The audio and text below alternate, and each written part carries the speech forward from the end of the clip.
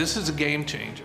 Tonight on the 7:30 report, Australian scientists using biological warfare to tackle a tropical killer. In our best case scenario, it could have the potential to have a major impact on dengue globally. That is the stone of Scone. You are trivialising everything. You trivialise. I don't care how many Royal Armstrongs have sat. Listen to me! Listen to me! And the odd couple, Geoffrey Rush, on his latest role as the colonial nobody who taught King George VI to overcome his speech impediment. This guy was a wreck because he had no confidence. He'd been a stammerer since childhood. And the film is about the relationship between him and the speech therapist and how they become friends.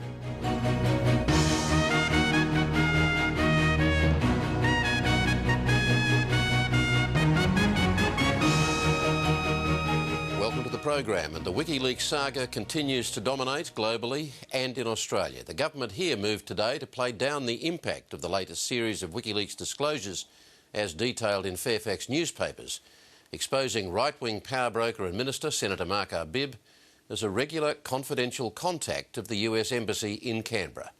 In embassy cables obtained by Wikileaks, Senator Arbib is reported as having discussed with the Americans leadership tensions between Kevin Rudd and Julia Gillard well before the former Prime Minister was ousted in June.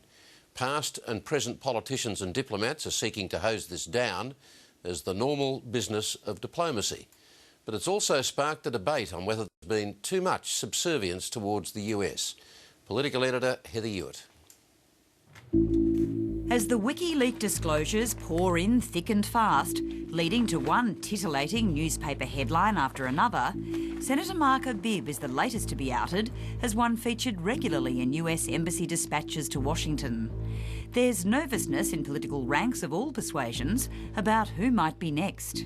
I would be very surprised if the US Embassy in Canberra didn't have as frank a conversation with a very wide range of coalition parliamentarians and leaders as they do with the Labor side. And so I think a lot of people will be very reluctant to throw too many aspersions on Arbib and others precisely because they themselves or their colleagues will be in the same boat. And they must all be opening a paper with some trepidation every morning to see whose name's up next. I think in an immediate sense it'll probably have a chilling impact in terms of people speaking very frankly. This will happen for a while, and I think that's been damaging. All the Australian public sees in terms of that relationship is television images like this during Hillary Clinton's recent visit here. What comes as a shock to some is that much more has been going on behind the scenes for years, including politicians dobbing on their own colleagues to the US Embassy. But in political and diplomatic circles, this is apparently considered a perfectly normal state of affairs. I think we ought to just understand one point, that in diplomacy, every day, in diplomacy every month, in diplomacy every year, there are literally thousands, tens of thousands of conversations that take place. It's part of the work that we do, and I don't think people should read anything at all sinister into that. In general terms, you would expect the American embassy and other key embassies, perhaps not all embassies, but other key embassies, to cultivate relations with members of parliament. So there's nothing unusual about that. They no doubt have cultivated a relationship with Mark Arbib. He's believed to be sympathetic to America and the American alliance. I hope that Australian diplomats in Washington are doing exactly the same to the US political system. But while Senator Arbib's New South Wales Labor colleagues have rushed to defend him, there are question marks over whether he's been a little too zealous in passing on information to the Americans, such as forecasting a leadership challenge. It reads to me as though he has become quite a good friend of one of the officers in the embassy, I suppose. That would be my take on it. So what he says is pretty frank stuff. I would have to say that when you're chatting away with foreign diplomats, do you want to exercise a degree of discretion? The reason that Australia has such a close relationship with the Americans is that we work the patch consistently and constantly.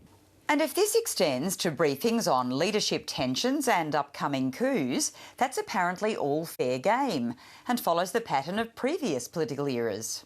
For example, In 1991, the United States Embassy in Canberra, which was very close to Prime Minister Hawke, was telling the White House Prime Minister Hawke would be the person to greet President Bush when he arrived in Canberra.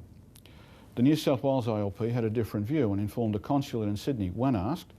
The likelihood was that Paul Keating would be the Prime Minister, and so it proved to be. Prime Minister Keating greeted President Bush when he arrived. As for Senator Arbib's role in more recent leadership developments and briefings, he issued a short statement today saying he was known as a strong supporter of Australia's relationship with the US and was an active member of the American-Australian Leadership Dialogue. This is a group of Australian and US politicians, business leaders and journalists which meets annually to privately canvass the affairs of both nations. It does show that the Leadership Dialogue is a very effective institution in pulling together a lot of fairly significant players in the Australian political landscape to talk to their American counterparts. The trouble is, does also reflect the fact that the Leadership Dialogue itself is rather an exercise in mutual self-congratulation. Now, this is a position that a lot of America's other allies would like to occupy. And over the years, a lot of other countries have come privately to people engaged in the dialogue and said, now, how do we have a relationship with the Americans like you have? Well, the answer is you have to work at it for half a century.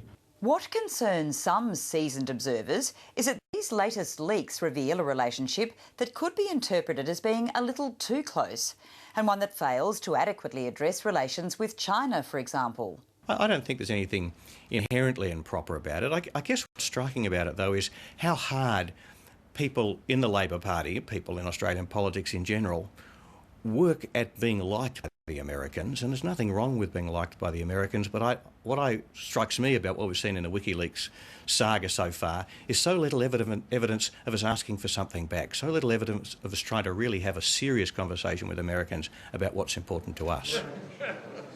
What's all too plain, no matter how those involved paint this, is that the leaks are very uncomfortable for Australia and the US. It's embarrassing for both. It's, of course, literally embarrassing for Habib or Kevin Rudd, and no doubt there'll be plenty more people who'll be embarrassed over the next few weeks and months, not just in Australia but around the world. There are more damaging headlines expected in Fairfax newspapers tomorrow. Political editor Heather Hewitt. Researchers in Queensland are preparing for a biological assault on dengue fever. In the new year, they'll be releasing mosquitoes deliberately infected with a bacteria that stops dengue from spreading. It's the first part of an international program in part financed by the Bill and Melinda Gates Foundation, based on the work of Australian scientist Professor Scott O'Neill. If successful, the biological control could significantly reduce the risk of a life-threatening disease that affects tens of millions of people around the world. From North Queensland, Peter McCutcheon reports.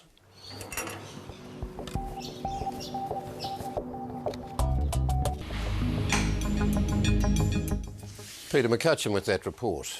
By any measure, Geoffrey Rush has made a remarkable contribution as an Australian actor, both at home and abroad.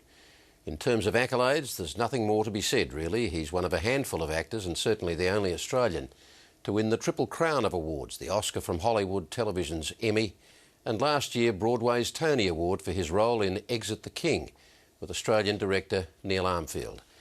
It all begs the question of what continues to drive him, because here he is in his 60th year with 3 films and 2 theatre productions already up for the year, another 2 films in the pipeline and various other projects in the works. And one of those films is the first film of a Patrick White novel, Eye of the Storm. This week, with longtime friend and director Neil Armfield, he opened in the revival of an old favourite, Diary of a Madman, at one of the world's smallest theatres, Sydney's Belvoir, while at the same time promoting his latest film, The King's Speech, about the eccentric Australian who cured the stammer of King George VI. I spoke with Geoffrey Rush at the Belvoir this week. Geoffrey Rush, you're in your 60th year. You've done it all by any acting standard, and you seem to be working as hard as ever, if not harder. Are you working as hard as it sounds? And a little inside info on how Geoffrey Rush developed his speaking style for the Lionel Logue role. He listened to old tapes of Sir Robert Menzies, amongst others. Incidentally, that brief excerpt from Exit the King that we played during the interview was from the original Malthouse Theatre production in Melbourne. And now for their final outing for the year, here's John Clarke and Brian Dawe. Now, your name is Sandy, is that correct? That's correct, yes, Sandy, yes, that's right. And you've got a surname, Sandy? Yes, Close. Sandy Close. That's right, yes. OK, and you're in the seasonal gift delivery business, I understand. Well, would there be kiddies watching this, would there? Yes, there would. There'll be a family audience, of course, yes. Yeah, we're in the Festive Logistics Solutions area. Aha, the Festive Logistics Solutions. That's right, yes. What does that involve, Sandy?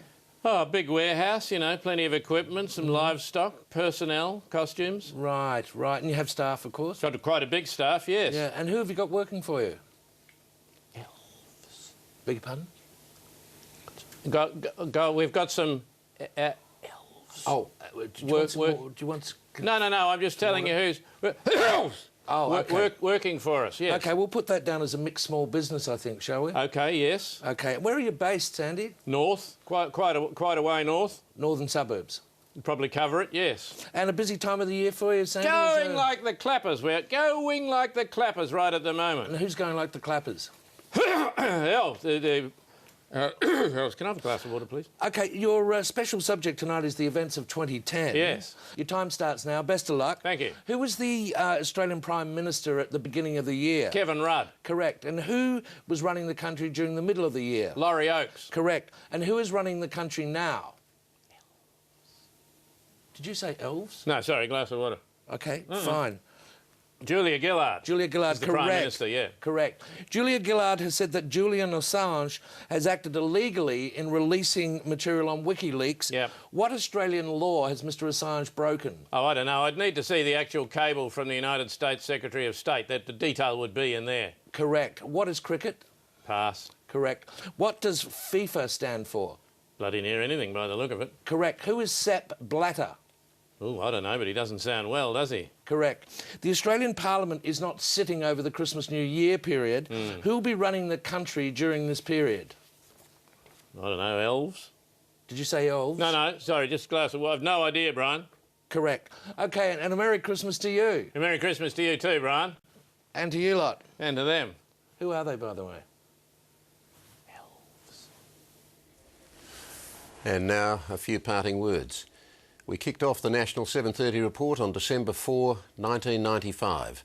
And within weeks found ourselves in the election race that saw Paul Keating's political career end and John Howard's long reign begin.